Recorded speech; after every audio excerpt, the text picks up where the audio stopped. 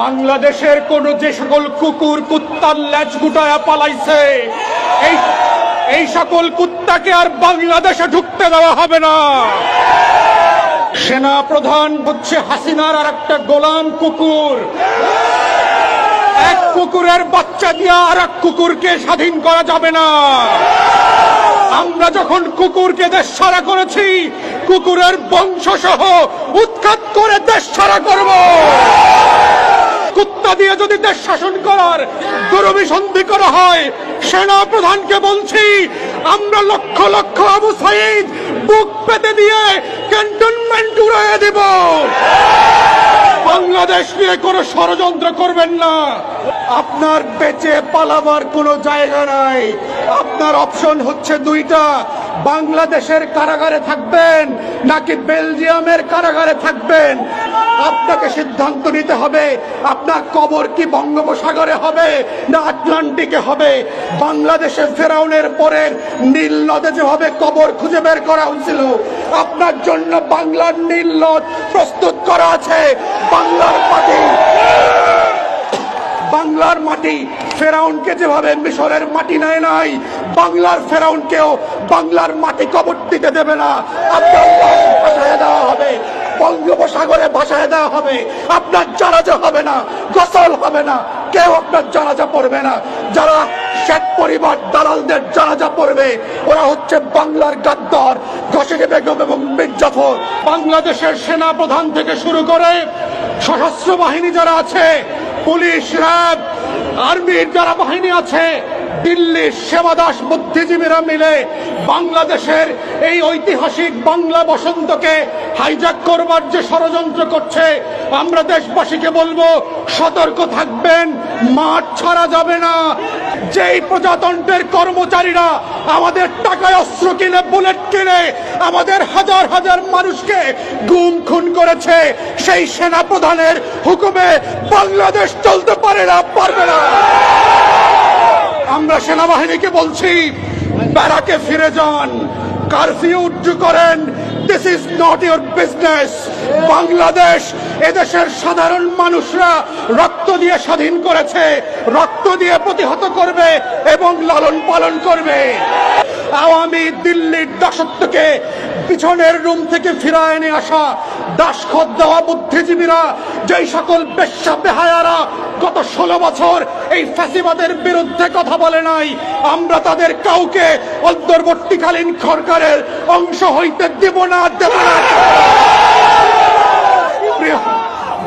প্রিয় দেশবাসী, আপনারা জানেন দিল্লি এখন তার শেষ কার্ড খেলতেছে।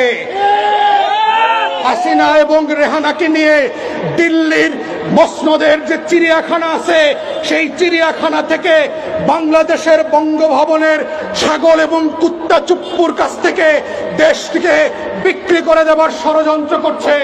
তাই দেশবাসীকে আমরা বলছি, আপনারা রাস্তায় থাকেন, সেনাবাহিনীর কথা মতো বাংলাদেশ চলবে না, তাদের কথা মতো আমরা ঘরে ফিরে যাব না। রাজপথে যারা রক্ত দিয়ে, জীবন দিয়ে, শাহাদাতের মাধ্যমে এই দেশকে দিল্লির দাসত্ব থেকে স্বাধীন করেছে, তাদের বক্তব্যে দেশ চলবে, তারা নির্ধারণ করবে আগামী দিনে কেয়ারটেকার কিভাবে গঠিত হবে। তাই আমরা পরিষ্কার করে বলেছি এবি পার্টির পক্ষ থেকে, শুধু শেখ পরিবারের কুকুরগুলো পদত্যাগ করে পালাইলে চলবে না, বঙ্গভবনের কুকুরগুলোকে পদত্যাগ করে পালাইতে হবে। আমরা নতুন প্রধান বিচারপতি বানাবো, সেই বিচার বিভাগ আমার আপনার পক্ষে কথা বলবে। মজলুমকে আটক করবে না, রিমান্ডের নামে হারুনের ভাতের হোটেলে নিয়ে হাত পায়ের নখ তুলে দেবে না। বাংলাদেশকে নতুন করে আবার পুনর্গঠন করতে হবে। এই বাংলাদেশ হবে আমার আপনার বাংলাদেশ।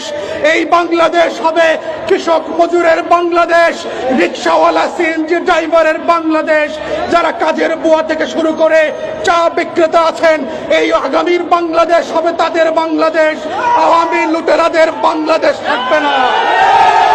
আমরা পরিষ্কার করে বলতে চাই, গোয়েন্দা সংস্থা থেকে শুরু করে যারা এখন পর্যন্ত গুলি বন্ধ করছেন না, র‍্যাব থেকে শুরু করে ছাত্রলীগের গুন্ডা কুকুরের বাচ্চারা যারা এখনো গুলি করছেন, পাড়ায় মহল্লায় প্রতিহত করেন, আওয়ামী লীগের কোন মূর্তি থাকবে না বাংলাদেশে। এই আওয়ামী ফ্যাসিবাদের মধ্য দিয়ে যে মূর্তি কায়েম হয়েছে, শেখ পরিবারের প্রত্যেকটা মূর্তি ভেঙে ফেলতে হবে। আপনারা চোখ কান খোলা রাখেন।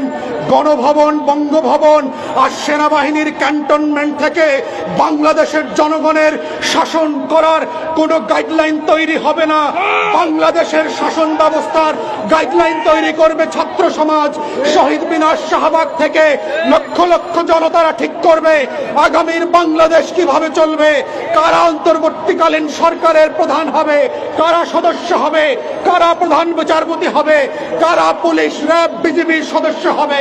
তাই আমরা অনুরোধ করছি দেশবাসীকে, চোখ কান খোলা রাখবেন। রাজপথ ছাড়া যাবে না। সেনা প্রধানের বক্তব্য আমরা মানি না। আপনাদের চাকরি হচ্ছে ব্যারাকে। কুত্তার মতো যেভাবে হাসিনা পালাইছে, আপনার সৈন্যবাহিনীকে অর্ডার করে ব্যারাকে ফিরায় নেন।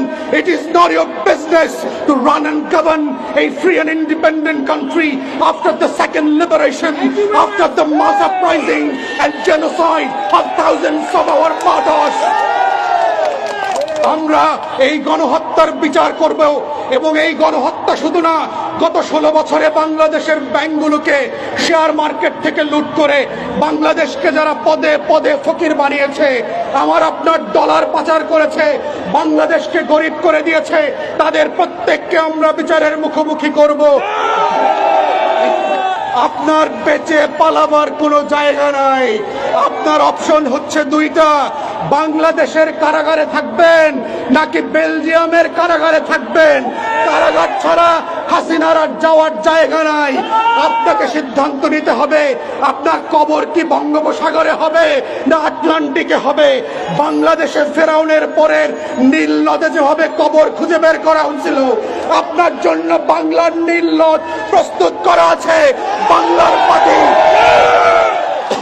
বাংলার মাটি ফেরাউনকে যেভাবে মিশরের মাটি নেয় নাই, বাংলার ফেরাউনকেও বাংলার মাটি কবর দিতে দেবে না। ভাসায় দেওয়া হবে, বঙ্গোপসাগরে ভাসায় দেওয়া হবে। আপনার জানাজা হবে না, গোসল হবে না, কেউ আপনার জানাজা পড়বে না। যারা শেখ পরিবার দালালদের জানাজা পড়বে, ওরা হচ্ছে বাংলার গাদ্দার, ঘসেকে বেগম এবং মীর জাফর।